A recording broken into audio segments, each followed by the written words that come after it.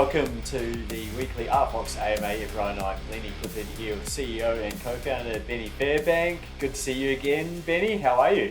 Yeah, very well, thank you. And yourself? Did you have a good Easter? Yeah, I had a great Easter. Went to the Easter show yesterday, so I'm pretty exhausted today. How about you? What'd you get up to? Yeah, just nice and relaxing. Had family over from Australia, so it's been good. All right, so let's get into it. Ben, should we start with the latest updates for RFOX this week?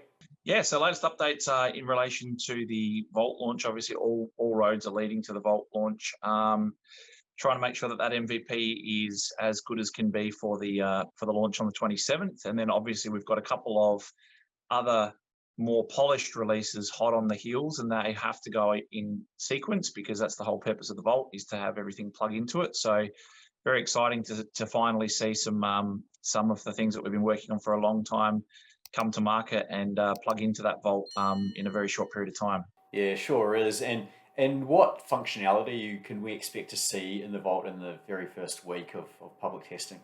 Yeah, so it's very much a sandbox environment, so people can get to walk around, have a look at.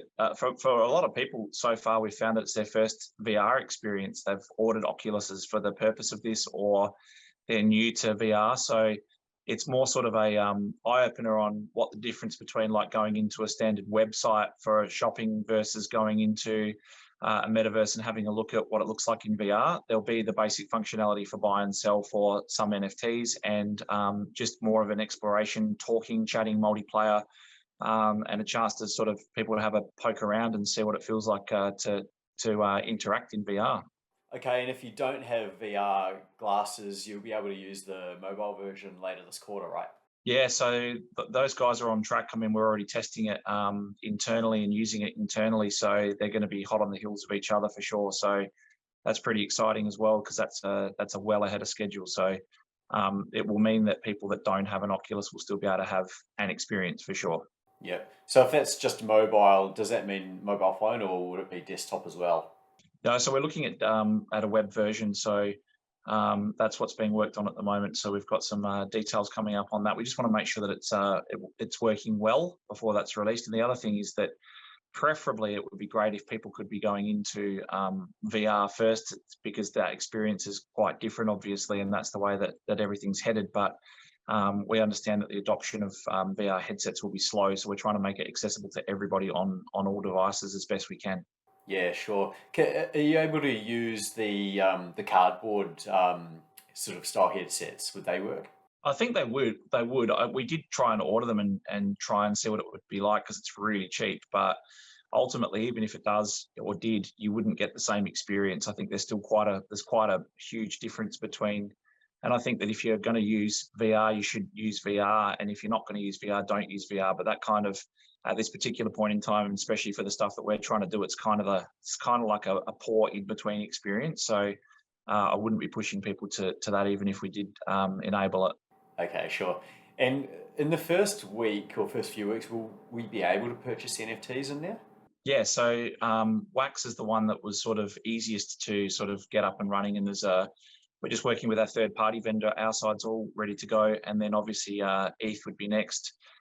So just integrating all of that stuff now. And again, this whole idea of this MVP is to test functionality, not so much the form. So ultimately, you'll see over the course of the next few months, you're just going to see iteration after iteration and connection of app after connection of apps. So it's just about getting that sandbox up and then plugging in, so that each time you come back, there's something new to sort of explore or use. And that's what's really important. So ultimately, we'll move quickly. And once you've done the Ethereum side of things, then you can do all of the EVMs and layer twos.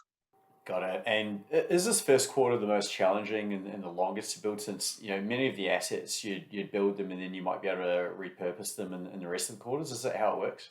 Yeah, so with Calanova, we just released the spoilers in the last day or two, and showed people what that would actually look like. Some of the stuff can be repurposed if it's vegetation or plants or walkways and things like that. But for the majority because of what we're doing, quite different quarters. So realistically, they have to be built out bit by bit. But yes, where you can do things that benefit or flow to others, then we definitely will do that to try and save time. But I think ultimately the guys are pretty experienced in making sure that these things don't drop like a year apart, that they're building fairly much simultaneously, so the gap between them isn't huge. Okay, sure.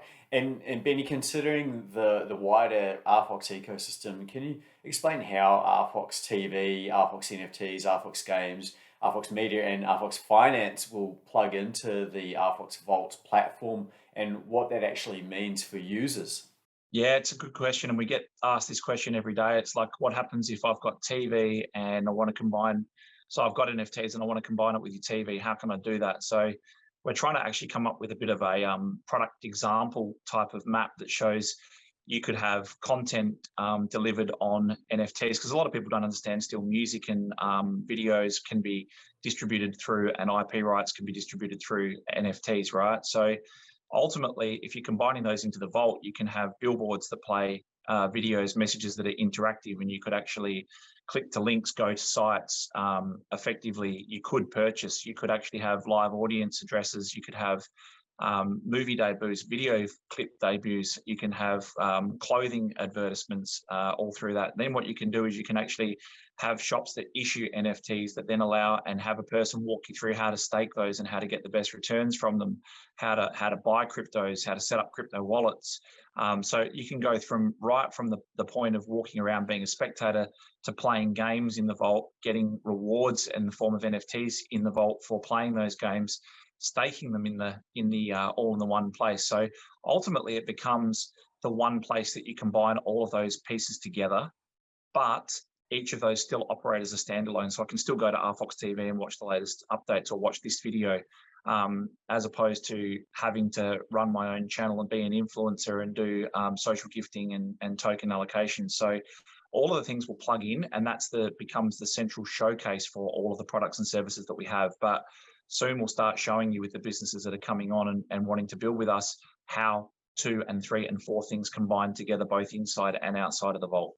Okay, so much utility in this ecosystem. The RFOX Vault is focused on shopping and retail and entertainment experiences. And I recently saw a post on RFOX Media about the Metaverse fashion. Is that a sign that RFOX has something coming in the fashion space? Maybe sunnies products like Don't Blink by Benny? No, but we are working with a couple of projects that we think are going to be relatively big in the metaware arena. So it's great sort of for us to see those being born from the beginning, the type of talent that works on those behind the scenes and how it will come to fruition. But just really chuffed that a couple of these brands that could rub shoulders with the artifacts of the world are going to launch and be born in the vault, which is fantastic. So we're also partnering with some people that we haven't announced yet that also provide us with tools that will allow us to be a serious player in that space. So yeah, it's very exciting, and I think fashion is going to be a big part of what we do going forward. So will music, and so will video and visual, and I think that they'll all combine to form lifestyle brands. So we've seen basic metalwear brands, and we're going to now start to see these real lifestyle brands being born. Yeah, sure. And yeah, it's very exciting watching this as the foundations are being created now and building on that. And so bringing it back to the launch in 1 week's time, what do people need to do to start using the Vault for next week and in terms of getting set up? What equipment would they need to use? Do they need to get a MetaMask account or an RFOX ID? What do they need to do to sign up? Yeah, so there's a sign up process, and then as a result of that, you'll be given all the details of exactly what you need to do. But yes, you'll need an Oculus headset. There's no point really signing up for that at this stage without an Oculus headset, where it's part of the prerequisites of getting in there. And then the RFOX ID side of things, that'll all get explained if you're successful. I know there's only limited spots at this particular point in time. However, what we will do is use that as load testing, and we'll start to click in more things, and then we'll start to open that up and let more and more people in. So the first round is supposed to just sort of get the feelers out, test what it's like to have multiple people in there at once, gather feedback, make those iterations and upgrades, and then we just start to ramp up as we really sort of get closer towards a beta launch. Yeah, okay. And you mentioned earlier that Wax will be the first chain available. So would users need to sign up for a Wax account or no need to at this stage? It depends on whether they wanted to buy something or whatever. And as we know, with an RFOX ID, that would automatically happen anyway. But ultimately, Wax is the one that we're closest to. Like, we've done everything from our side. We're just working with a third-party vendor to make sure that all operates smoothly, and doing the final bits of testing. And then the next focus or shift moves towards Ethereum. But as you know, with the RFOX ID, the whole idea of that is to make it so that you've got one ID, and then you've got wallets for all of the different types of service offerings that we have for the different chains. So that makes it really, really easy. So it would be lovely to have everything as one click and one button and one sign in, and that's the goal, and that's what we're steadily working towards. But we're very early in this space, and yeah, sometimes the ideas are a bit ahead of the technology. Yeah, absolutely. All right. Well, Benny, any final updates for the week before we finish up? I think obviously it's just been a great period for us as far as getting all this stuff out is concerned. I know people look at the markets to determine success, but I think that what people have got to understand is this is the birth of one of the first actual VR focused and centered metaverses, and it doesn't matter what form it's in. It's a matter of putting the stake in the ground, saying we're out there.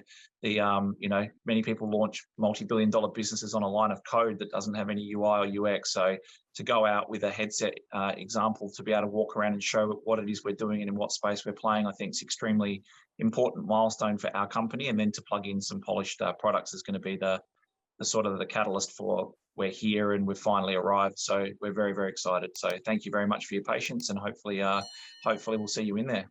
That's it. All right. Well, thanks to everyone for joining. And yeah, Benny, have a great week, mate. Catch you next time. Thanks, mate. See ya.